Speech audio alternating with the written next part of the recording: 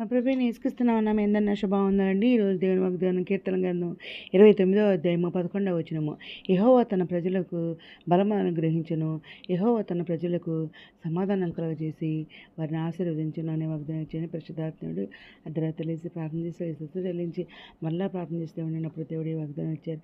వెంటనే షాడోస్ పెట్టిన చూడండి. ఇక్కడ నందిన కూడా ఉదయకాల సాయంత్రకాలం అర్ధరాత్రి ప్రార్థన చేస్తున్నాం, స్తుతియాగం చేస్తున్నాం. బైబిల్ అయితే పూర్తి రాస్తానండి. దేవుని కృప వల్ల ఉపవాస ప్రార్థన కూడా చేస్తున్నాను. కాబట్టి దేవుడు ఇక్కడ యెహోవా తన ప్రజలకు బలం అనుగ్రహిస్తా అంటున్నారు.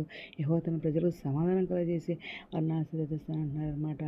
ఇక్కడ బలాన్ని అనుగ్రహించేట గురించి చూసుకుంటే యెషయా గ్రంథము 40వ అధ్యాయం 29వ వచనంలో దేవుడు ఏం మాట్లాడుతున్నారంటే, సమస్యలను వారికి బలమిచ్చేవాడు ఆయనే, శక్తిహీనులకు బలాభివృద్ధి కలుగచేయవాడు ఆయనే అని చెప్పేసి ఇక్కడ దేవుడు మాట్లాడుతున్నారండి. ఇంకా కీర్తన గ్రంథము 28వ అధ్యాయము 8వ వచనంలో దేవుడు ఏం మాట్లాడుతున్నారంటే, యెహోవా తన జనులకు ఆశ్రయము, ఆయన తన అభిషక్తునికి రక్షణ దుర్గము అని చెప్పేసి ఇక్కడ దేవుడు మాట్లాడుతున్నారండి. ఇంకా కీర్తన గ్రంథం 84వ అధ్యాయము 5వ వచనంలో దేవుడు ఏం మాట్లాడుతున్నారంటే, నీ వలన బలమునందు మనుషులు ధన్యులు, యాత్ర చేయు మార్గములు వారికి అతి ప్రియములు అని చెప్పేసి దేవుడు ఇక్కడ మాట్లాడుతున్నారండి.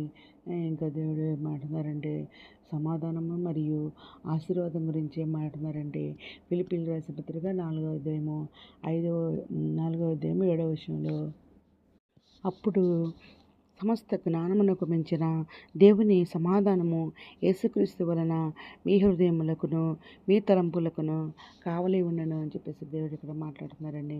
ఇంకా యెషయా గ్రంథము 26వ అధ్యాయము 3వ వచనంలో దేవుడు ఏం మాట్లాడుతున్నారంటే, ఎవరి మనసు నీ మీద ఆనుకునను వాణ్ణి నీవు పూర్ణశాంతి కలవానిగా కాపాడదు, ఏలయనగా అతడు నీ యందు విశ్వాసం ఉంచి ఉన్నాడు అని చెప్పేసి దేవుడు ఇక్కడ మాట్లాడుతున్నారండి. ఇంకా సంఖ్యాకాండము 6వ అధ్యాయము 24 నుంచి 26 వచనాలు చూసుకుంటే, యెహోవా నిన్ను ఆశీర్వదించి నిన్ను కాపాడునుగాక, యెహోవా నీకు తన సన్నిధి కాంతి ఉదయింపచేసి నిన్ను కరుణించునుగాక, యెహోవా నీ మీద తన సన్నిధి కాంతి ఉదయింపచేసి నీకు సమాధానం కలగజేయును గాక. అట్లు వారు ఇశ్రాయేలు మీద నా నామమును ఉచ్చరించుట వలన నేను వారిని ఆస్వాదించుదునని చెప్పేసి దేవుడు మాట్లాడుతున్నారండి.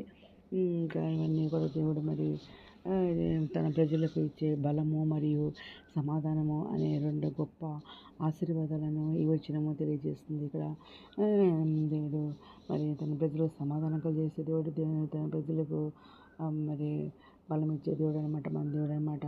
బలము ఆయన ఎంతో బలవంతుడు అనమాట. ఆయన మనం బలవాడితే ఇచ్చే దేవుడు అనమాట.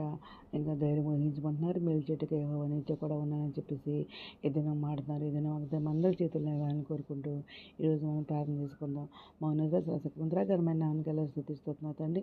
ఎంతమంది ప్రపంచం పెట్టి పేరు పేరు న్యాయం చేసుకోండి. పెట్టి అవసరం లేకుండా నాకు తెలిసిన కోరికలు తెచ్చండి.